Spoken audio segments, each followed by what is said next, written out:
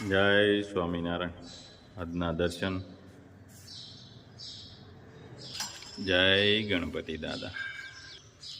જય Kashtabhanjan Dev. Good morning Gulabbhai. જય Swaminarayan. Good morning. જય સ્વામિનારાયણ. જય શ્રી રામ. જય શ્રી કૃષ્ણ. જય માતાજી. આજે કેમ વાળવાનો વારો તમારો આવી ગયો? બા ઘેરે નથી ને, બા સુરત છે એટલે આપણે બધું સાફ સુફ તો રાખવું પડે ને. હા, પેલાની ઘોડે આપણે ચોખ્ખું ન રહેવાય. મને તો આપણે ચોખ્ખા રહી એવું ન હાલે. આપણું ઘરે સાફ હોવું જોઈએ. પેલા આપણું આંગણું સાફ હોવું જોઈએ, પછી આપણે ઓલું શું કહેવાય, આ બધે મોઢે ભૂંહે એના ક્રીમ ને આમ તેમ, પછી પટરક્યા પાડવામાં ન રહેવાય. પેલા આપણું કામ જોવાય, પછી લટું એમ ન કરાય. પેલા કામ કરો, ઘર સાફ રાખો.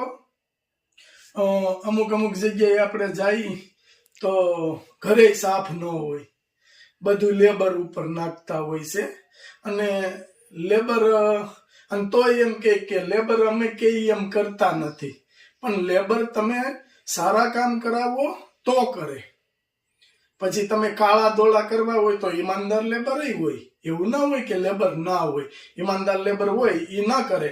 એ તમને કહી દે કે ભાઈ આ કામ તમારું ખોટું છે, આ કામ અમે નહીં કરીએ, આ કામ તમારું ખોટું છે. એટલે સારા લેબરો હોય છે. લેબરોને બિચારાને નાના માણસો હોય છે, જરૂર હોય છે પૈસાની, છતાં એની ઈમાનદારી નથી છોડતા કે તમારે આમાંથી લઈને આમાં ઠલવીને પેક કરીને જવા દેવું હોય.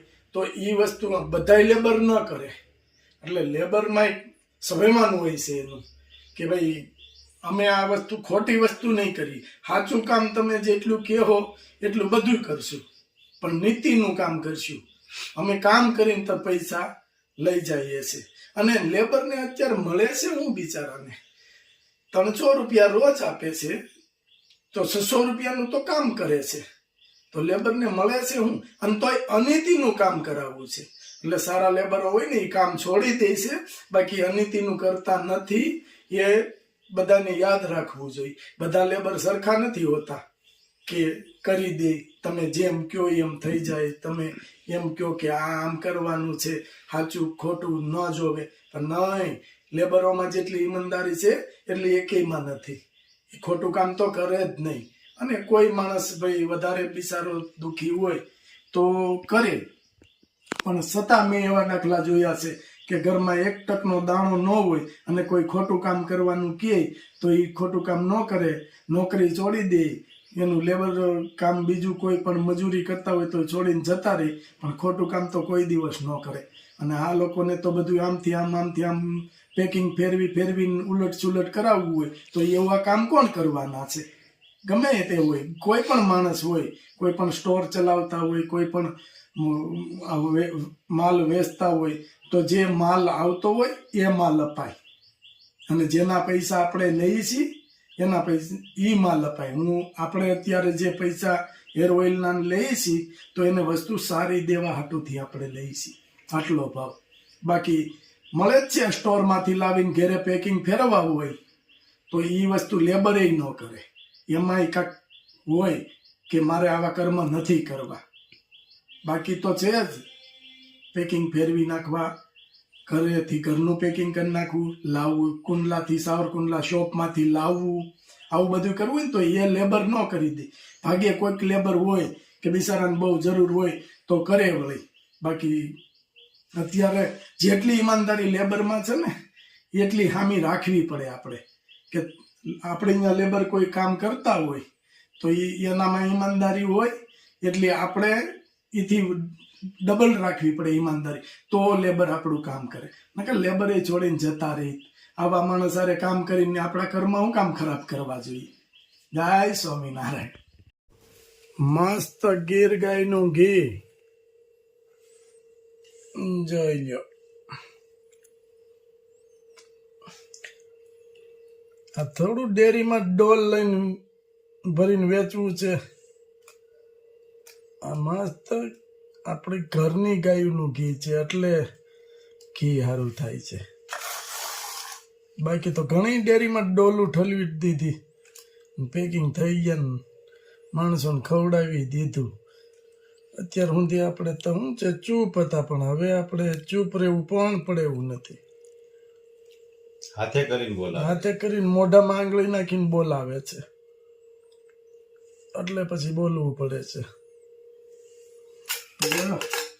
માણસોને ડોલું ખવડાવી દીધી, 25-30 કિલોની ડોલું. હવે આખી ડોલું ખોટા ઘીની ખવડાવી દીધી કે લેબર અમુક આપણે કહીએ એમ ન કરે, કે આપણે કહીએ એમ ક્યાંથી કરે? આપણે ખોટું કરવાનું કહેતા હોય. લેબર હારા હોય તો આપણે કહીએ એમ ન કરે. આપણે કોઈ માણસને કામ ઉપર રાખવી તો એવું ન સમજી લેવાય કે આપણે કઈ એમ જ કરશે. સાચું કરાવો તો ભલે, ખોટું કરાવો તો ભલે. કોઈ ખોટો સાચો માણસ હોય ને એ ખોટું કામ ન કરે કોઈ દિવસ. એક હેર ઓઇલ, એક શેમ્પુ,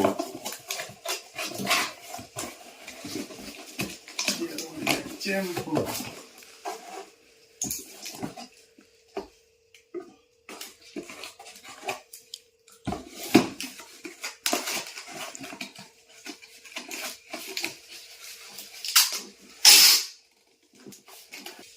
પેટીમાં સાબુ રાખ્યો છો સરખો વ્યવસ્થિત રહે ને એટલા માટે. ગોઠવાય એટલા માટે. એક હેર ઓઇલ, 2 સાબુ,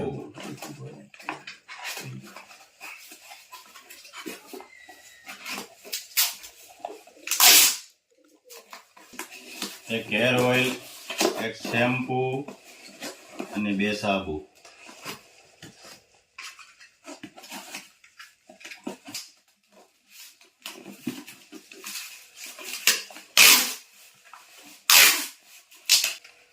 ત્રણ સાબુ,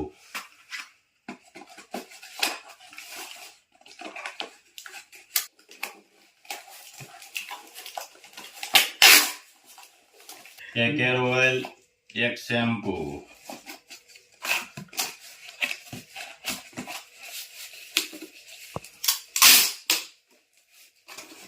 500 હેર ઓઇલ, 500 શેમ્પુ.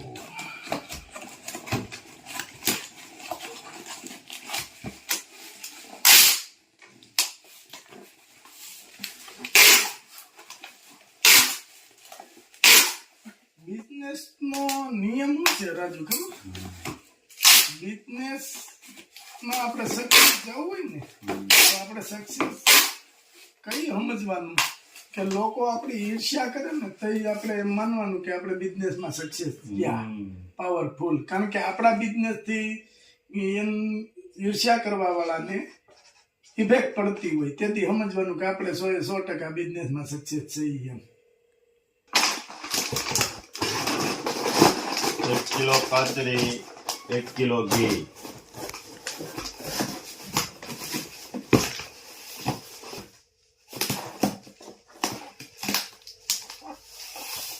આવો નિલેશભાઈ, આવો. હવે અત્યારે આપણે નીલાને ટ્રેનિંગ દેવાની છે. ધીમે ધીમે ટ્રેનિંગ દેવું તો એ કઈક આવશે ને. હવે હા એમ નિલેશભાઈ ડાયમંડ માં થાકી ગયા છે, એટલે હવે નિલેશભાઈ ને ધીરે ધીરે આપણામાં 4 હાબુ, 4 હાબુ,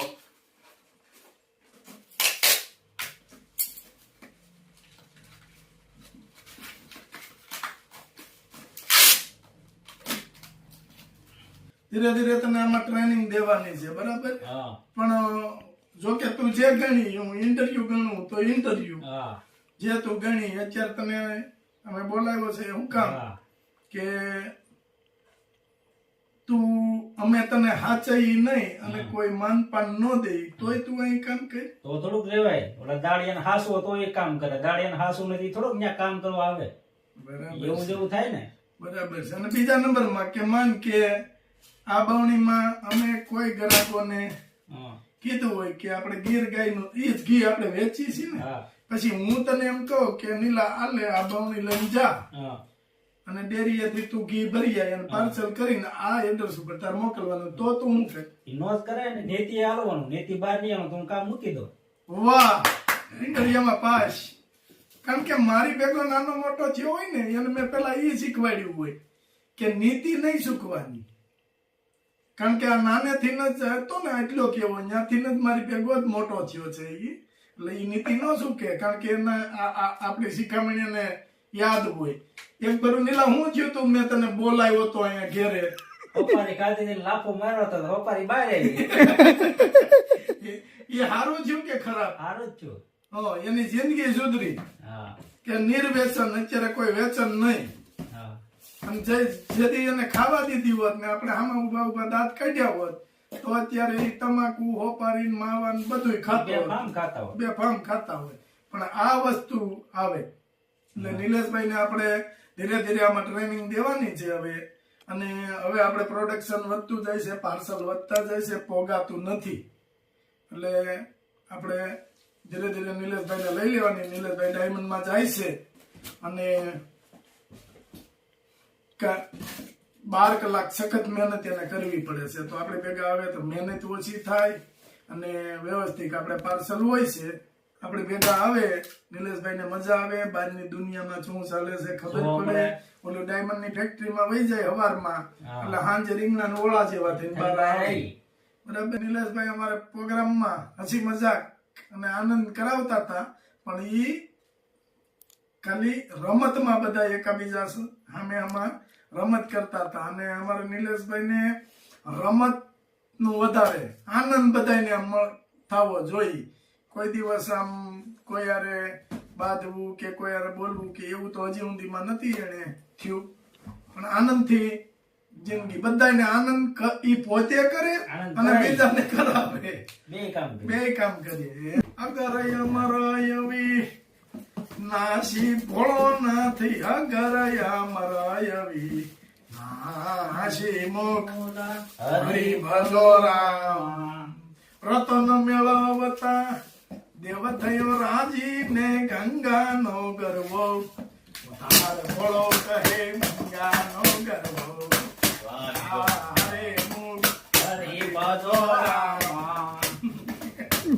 સરગવાનો પાવડર આની અત્યારે હાઈસ માંગ છે કે સરગવાનો પાવડર. આને ઘણા બધા લોકો ઘણી રીતે યુઝ કરે છે. કોઈ પાણી સાથે પીવે છે, કોઈ શાક વગારે કે દાળમાં દાળમાં એમાં પણ નાખે છે અને ઘણી જગ્યાએ યુઝ થાય છે. હાઈસ માંગ છે. જો એના ગુણો બધા રાજુભાઈ પાસે આવ્યા છે, એ કહે કે સરગવાના પાવડરના કેટલા ગુણ છે. મસ્ત સરગવાનો પાવડર.